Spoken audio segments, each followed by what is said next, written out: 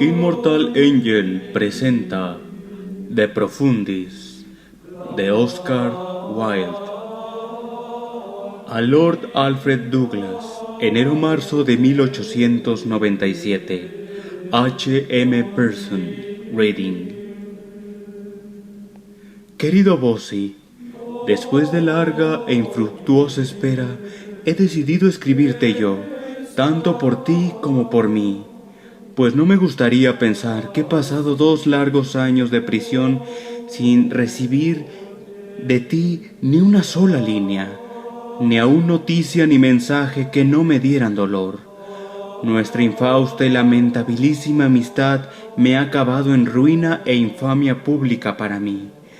Pero el recuerdo de nuestro antiguo afecto me acompaña a menudo, y la idea de que el aborrecimiento, la amargura y el desprecio ocupen para siempre ese lugar de mi corazón que en otro tiempo ocupó el amor, me resulta muy triste, y tú mismo sentirás, creo, en tu corazón, que escribirme cuando me consumo en la soledad de la vida de presidio es mejor que publicar mis cartas sin permiso o dedicarme poemas sin consultar, aunque el mundo no haya de saber nada de las palabras de dolor o de pasión, de remordimiento o indiferencia que quieras enviarme en respuesta o apelación. No me cabe duda de que esta carta en la que tengo que escribir de tu vida y la mía, del pasado y el futuro, de cosas dulces que se tornaron amargura, y de cosas amargas que pueden trocarse en alegría, ha de haber mucho que hiera tu vanidad en lo vivo. Si así fuera, vuelve a leerla una y otra vez hasta que mate tu vanidad. Si algo encuentras en ella de lo que te parezca ser acusado injustamente, recuerda que hay que agradecer que existan faltas de las que se nos pueda acusar injustamente. Si hubiera en ella un solo pasaje que lleve lágrimas a tus ojos, llora como lloramos en la cárcel, donde el día no menos que la noche está hecho para llorar. Eso es lo único que puede salvarte. Si vas con lamentaciones a tu madre, como hiciste a propósito del desprecio de ti que manifesté en mi carta a Robbie, estarás totalmente perdido. Si encuentras una sola excusa falsa para ti, enseguida encontrarás un 100 y serás exactamente lo mismo que fuiste. ¿Sigues diciendo, como le dijiste a Robbie en tu contestación, que yo te atribuyo motivos indignos?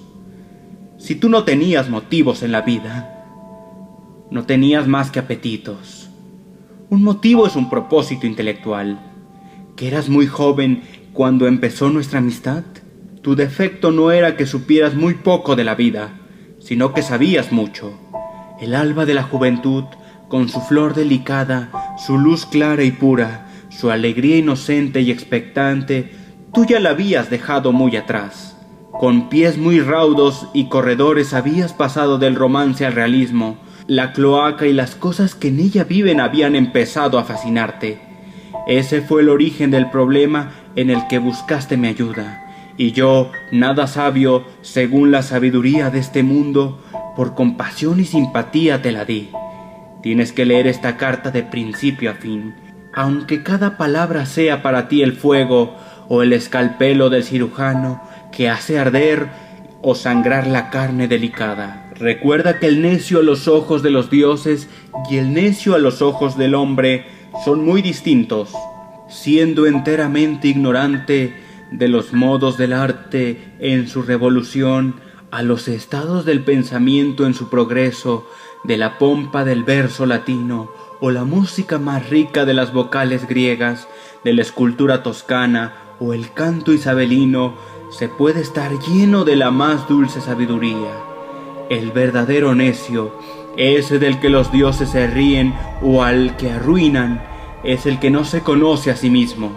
Yo fui de esos demasiado tiempo. Tú has sido de esos demasiado tiempo. No lo seas más. No tengas miedo. El vicio supremo es la superficialidad. Todo lo que se comprende está bien. Recuerda asimismo que lo que para ti sea penoso leer, más aún penoso es para mí escribirlo. Contigo los poderes invisibles han sido muy buenos. Te han permitido ver las formas extrañas y trágicas de la vida como se ven las sombras en un cristal. La cabeza de Medusa que petrifica a los hombres, a ti se te ha dado mirarla en espejo solamente. Tú has caminado libre entre las flores. A mí me han arrebatado el mundo hermoso del color y del movimiento. Voy a empezar diciéndote que me culpo terriblemente. Aquí, sentado en esta celda oscura, vestido de presidiario, infamado y hundido, me culpo. En las noches de angustia perturbadas y febriles, en los días de dolor largos y monótonos, es a mí a quien culpo. Me culpo por dejar que una amistad no intelectual, una amistad cuyo objetivo primario no era la creación y contemplación de cosas bellas, dominara enteramente mi vida. Desde el primer momento hubo demasiada distancia entre nosotros. Tú habías estado ocioso en el colegio, peor que ocioso en la universidad. No te dabas cuenta de que un artista, y sobre todo un artista como soy yo, es decir, aquel que la calidad de la obra depende de la intensificación de la personalidad, requiere para el desarrollo de su arte la compañía de ideas y una atmósfera intelectual, sosiego, paz y soledad. Tú admirabas mi obra cuando la veías acabada, gozabas los éxitos brillantes de mi estreno y los banquetes brillantes que lo seguían. Te enorgullecías, que era muy natural, de ser el amigo íntimo de un artista tan distinguido. Pero no podías entender las condiciones que exige la producción de la obra artística. No hablo en frases de exageración retórica, sino en términos de fidelidad absoluta al hecho material. Si te recuerdo que durante todo el tiempo en que estuvimos juntos no escribí nunca ni una sola línea. Fuera en Torquay, Corinth, Londres, Florencia o en otros lugares. Mi vida mientras tú estuviste a mi lado fue totalmente estéril y nada creadora. Y con escasos intervalos estuviste, lamento decirlo, siempre a mi lado. Recuerdo, por ejemplo, que en el mes de septiembre del 93, por escoger un solo ejemplo entre muchos, tomé unas habitaciones únicamente para trabajar sin que nadie me molestara, porque había roto lo acordado con John Hale, para quien había prometido escribir una obra y que me estaba premiando. Durante la primera semana te mantuviste lejos. Habíamos disentido, y a decir verdad lógicamente, sobre la cuestión del valor artístico de tu traducción de Salomé, así que te contestaste con mandarme cartas necias sobre ese tema. En esa semana escribí y terminé hasta el último detalle, tal y como después se representaría el primer acto de Un marido ideal. En la segunda semana volviste y prácticamente tuve que abandonar el trabajo. Yo llegaba cada mañana a St. James Place a las 11:30 para poder pensar y escribir sin las interrupciones inevitables de mi propia casa, aun siendo esa casa tranquila y pacífica. Pero era vano intento. A las 12 llegabas en coche y te ponías a fumar y charlar hasta la 1:30, en que había que llevarte a almorzar al Café Royal o al Berkeley. El almuerzo con sus copas solía durar hasta las 3:30. Durante una hora te retirabas al White's. A la hora del té volvías a aparecer y te quedabas hasta la hora de vestirse para la comida. Comías conmigo en el Savoy o en el Tite Street. Por regla general no nos separábamos hasta después de la medianoche, porque había que rematar el día memorable en una cena en Willis. Esa fue mi vida durante aquellos 3 meses, día tras día, salvo en los 4 días en que estuviste fuera del país. Entonces, por supuesto, tuve que ir a Calais a recogerte. Para una sorpresa de mi naturaleza y temperamento, era una posición a la vez grotesca y trágica. Ahora te darás cuenta, ¿no? Ahora tienes que ver que tu incapacidad de estar solo, tu naturaleza inexorable en su continua exigencia de la atención y el tiempo de los demás, tu carencia de la menor aptitud para la concentración intelectual sostenida, el desdichado accidente, porque quiero pensar que fue solo eso, de que no pudieras adquirir el talante de Oxford, En materia intelectual, quiero decir, no haber llegado nunca al juego airoso con las ideas, sino solo a la violencia de la opinión. Te darás cuenta de que todas esas cosas, combinadas con el hecho de tener puestos tus deseos e intereses en la vida y no en el arte, eran tan destructivas para tu propio avance en la cultura como eran para mi propio trabajo de artista. Cuando comparo mi amistad contigo con la de los hombres todavía más jóvenes, como John Gray, Pierre Lodge, me da vergüenza. Mi vida real, mi vida superior estaba con ellos y con personas como ellos. De los resultados atroces de mi amistad contigo no hablo por ahora. Estoy pensando únicamente en su calidad mientras duró. Fue intelectualmente degradante para mí. Tú tenías los rudimentos de un temperamento artístico en germen, pero yo te conocí demasiado tarde o demasiado pronto, no lo sé. Cuando estabas lejos yo estaba bien. En el momento, a primeros de diciembre del año que me he referido, en que conseguí convencer a tu madre de que te sacara de Inglaterra, volví a recoger la trama rota y enredada de mi imaginación. Retomé mi vida en mis manos. Y no solo acabé los 3 actos que faltaban de un marido ideal, sino que concebí y había casi completado otras 2 piezas de índole totalmente distinta, la tragedia florentina y la Sainte Courtisane, cuando de pronto, sin ser llamado, sin ser bienvenido y en circunstancias fatídicas para mi felicidad, volviste. Las 2 obras que entonces quedaron imperfectas no las pude retomar. El estado de ánimo que las había creado no lo pude recuperar nunca. Ahora que tú mismo has publicado un volumen de poesía, podrás reconocer la verdad de todo lo que aquí he dicho. Puedas o no, sigue siendo una verdad horrible en el corazón mismo de nuestra amistad. Mientras estuviste conmigo fuiste la ruina absoluta de mi arte, y al permitir que constantemente te interpusieras entre el arte y yo, me cubrí de vergüenza y de culpa en el más alto grado. Tú no lo sabías ver, no lo sabías entender, no lo sabías apreciar. Yo no tenía ningún derecho de esperarlo de ti. Tus intereses empezaban y acababan en tus comidas y tus caprichos. Tus deseos eran sencillamente diversiones de placeres ordinarios o no tan ordinarios. Eran lo que tu temperamento necesitaba o creía necesitar en aquel momento. Debería haberte prohibido la entrada en mi casa y en mis habitaciones, salvo por invitación. Me culpo sin paliativos por mi debilidad. Era pura debilidad. Media hora con el arte siempre fue más para mí que un ciclo contigo. Realmente nada, en ningún periodo de mi vida, tuvo nunca la menor importancia para mí en comparación con el arte. Pero en un artista la debilidad es un crimen. Cuando es una debilidad que paraliza la imaginación. Me culpo también por haber dejado que me llevases a la ruina financiera absoluta y deshonrosa. Me acuerdo de una mañana a comienzos de octubre del 92. Estaba yo sentado en el bosque ya amarillante de Bracknell con tu madre. En aquel tiempo yo sabía muy poco de tu verdadera naturaleza. Había estado de sábado a lunes contigo en Oxford. Tú habías estado 10 días conmigo en Cromer jugando al golf. La conversación recayó sobre ti, y tu madre empezó a hablarme de tu carácter. Me habló de tus 2 defectos principales, tu vanidad y, según sus palabras, tu absoluta inconsciencia en materia de dinero. Recuerdo muy bien cómo me reí.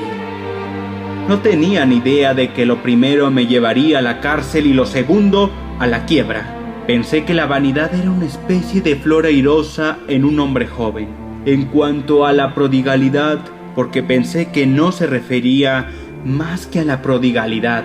Las virtudes de la prudencia y el ahorro no estaban ni en mi naturaleza ni en mi estirpe. Pero antes de que nuestra amistad cumpliera un mes más, empecé a ver lo que realmente quería decir tu madre. Tu insistencia en una vida de abundancia desenfrenada, tus incesantes peticiones de dinero, tu pretensión de que todos tus placeres los pagara yo, estuviera o no contigo, me pusieron al cabo de un tiempo en serios aprietos pecuniarios, y lo que para mí, al menos, hacía aquellos derroches tan monótonos y faltos de interés conforme tu persistente ocupación de mi vida se hacía cada vez más fuerte, era que el dinero realmente se gastara poco más que en los placeres de comer, beber y ese tipo de cosas. De vez en cuando es un gozo tener la mesa roja de vino y rosas, pero tú ibas más allá de todo gusto y mesura. Tú exigías sin elegancia y recibías sin gratitud. Diste en pensar que tenías una especie de derecho a vivir a mi costa, y con un lujo profuso al que nunca habías estado acostumbrado, y que por eso mismo aguzaba tanto más tus apetitos, y al final, si perdías dinero jugando en un casino de Argel, te bastaba con telegrafiarme a la mañana siguiente a Londres para que abonase tus pérdidas en tu cuenta del banco, y no volvías a pensar más en el asunto. Si te digo que entre otoño de 1892 y la fecha de mi encarcelamiento me gasté contigo y en ti más de 5,000 libras en dinero contante y sonante, letras aparte, te harás una idea de la clase de vida que exigías. ¿Te parece que exagero? Mis gastos ordinarios contigo para un día cualquiera en Londres, en almuerzo, comida, cena, diversiones, coches y demás, sumaban entre 12 y 20 libras, y el gasto semanal, lógicamente proporcionado, oscilaba entre las 80 y las 130 libras. Nuestros 3 meses en Goring me costaron, contando por supuesto el alquiler, 1,340 libras. He tenido que recorrer paso a paso cada apunte de mi vida con el receptor de quiebras. Fue horrible. La vida llana y alto el pensamiento era por supuesto un ideal que en aquella época no podías apreciar, pero ese despilfarro fue una vergüenza para los dos. Una de las comidas más deliciosas que recuerdo la hicimos Rob y yo en un cafecillo del Soho, y vino a costar en chelines lo que estaban en libras las comidas que yo te daba. De aquella comida con Robbie salió el primero y mejor de todos mis diálogos. Idea, título, tratamiento, tono, todo salió con un cubierto de 3,5 francos. De las comidas desenfrenadas contigo no queda más que el recuerdo de haber comido demasiado y bebido demasiado. Y el ceder yo a tus demandas era malo para ti. Eso lo sabes ahora. Te hacía a menudo codicioso, a veces no poco desaprensivo, insolente siempre. En demasiadas ocasiones había muy poca alegría, muy poco privilegio en invitarte.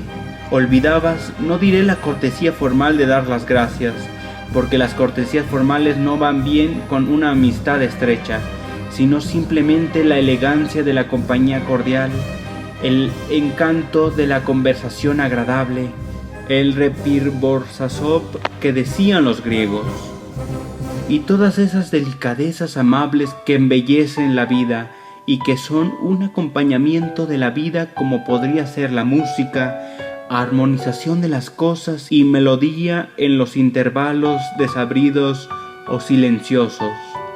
Y aunque pueda parecerte extraño que una persona en la terrible situación en que yo estoy encuentre diferencia entre una infamia y otra, aún así reconozco francamente que la locura de tirar todo ese dinero por ti y dejarte dilapidar mi fortuna con daño tuyo no menos que mío, para mí y a mis ojos pone en mi quiebra una nota de disipación vulgar que me hace avergonzarme de ella doblemente. Yo estaba hecho para otras cosas, pero más que nada me culpo de la total degradación ética en que permití que me sumieras. La base del carácter es la fuerza de voluntad y la mía se plegó absolutamente a la tuya. Suena grotesco, pero no por ello es menos cierto. Aquellas escenas incesantes que parecían ser casi físicamente necesarias para ti y en las que tu mente y tu cuerpo deformaban y te convertías en algo tan terrible de mirar como de escuchar, esa manía espantosa que has heredado de tu padre, la manía de escribir cartas repugnantes y odiosas, esa absoluta falta de control sobre tus emociones que se manifestaba lo mismo en tus largos y rencorosos estados de silencio reconcentrado como en los accesos súbitos de ira casi epiléptica, todas esas cosas, en alusión a las cuales una de las cartas que te escribí, dejada por ti en el Savoy o en otro hotel y por lo tanto presentada ante el tribunal por el abogado de tu padre, contenía un ruego no exento de patetismo. Si en aquel tiempo hubiera sido capaz de ver el patetismo en sus elementos o en su expresión, esas cosas, digo, fueron el origen y las causas de mi fatídica rendición a tus demandas cada día mayores. Me agotabas. Eras el triunfo de la naturaleza pequeña sobre la grande. Era esa tiranía de los débiles sobre los fuertes, que no sé dónde de una de mis obras describo como la única tiranía que dura. Y era inevitable. En toda relación de la vida con otros tiene uno que encontrar algún mollén de biere.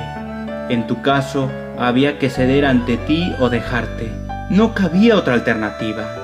Por cariño hacia ti, profundo aunque equivocado, por una gran compasión de tus defectos de modo de ser y temperamento, por mi proverbial buen carácter y mi pereza celta, por una aversión artística a las escenas groseras y las palabras feas, por esa incapacidad para el rencor de cualquier clase en aquel tiempo me caracterizaba, por mi negativa que me amargasen o afeasen la vida, lo que para mí, con la vista realmente puesta en otras cosas, eran meras minucias que no valían más que un momento de pensamiento o interés. Por esas razones, aunque parezcan tontas, yo cedía siempre. Y el resultado natural era que tus pretensiones, tus ansias de dominio, tus imposiciones fueran cada día más descomedidas, tu motivo más ruin, tu apetito más bajo, tu pasión más vulgar. Eran para ti leyes a las que había que amoldar siempre las vidas de los demás y a las cuales, llegando el caso, había que sacrificarlas sin escrúpulo, sabiendo que con una escena podía siempre salirte con la tuya. Era lo más natural que recurrieras, no dudo que casi inconscientemente, a todos los excesos de la violencia ruin. Al final no sabías a qué meta corrías, ni con qué propósito. Habiendo entrado a saco en mi genio, mi voluntad y mi fortuna, quisiste con la ceguera de una codicia sin fondo mi existencia entera. La tomaste en momento supremo y trágicamente decisivo de toda mi vida, el que precedió al lamentable paso de iniciar mi acción absurda. De un lado estaba tu padre atacándome con tarjetas repugnantes dejadas en mi club. De otro lado estabas tú atacándome con cartas no menos detestables. La carta que recibí de ti en la mañana del día que te dejé llevarme al juzgado de guardia para solicitar la ridícula orden de detención de tu padre fue una de las peores que nunca escribieras, y por la más vergonzosa razón. Entre vosotros dos perdí la cabeza, mi juicio me abandonó, el terror ocupó su lugar. No vi escapatoria posible, lo digo francamente, de ninguno de los dos. Ciegamente avancé como buey al matadero. Había cometido un error psicológico colosal. Siempre había pensado que el ceder ante ti en las cosas menudas no significaba nada, que cuando llegase el gran momento podía reafirmar mi fuerza de voluntad en su superioridad natural. No fue así. En el gran momento mi fuerza de voluntad me falló por completo. En la vida no hay verdaderamente cosa pequeña ni grande. Todas las cosas son del mismo valor y del mismo tamaño. Mi costumbre, al principio, fruto más que nada de la indiferencia de ceder a ti, en todo había venido a ser insensiblemente una parte real de mi naturaleza. Sin yo saberlo, había estereotipado mi temperamento en un solo estado permanente y fatal. Por eso, en el sutil epílogo a la primera edición de sus cartas, dice Pater que el fracaso es formar hábitos.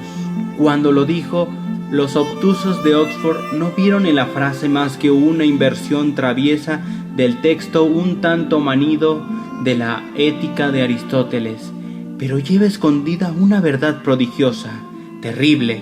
Yo te había dejado minar la fuerza de mi carácter, y para mí la formación de un hábito había sido no ya fracaso, sino ruina. Éticamente había sido todavía más destructivo para mí que en lo artístico.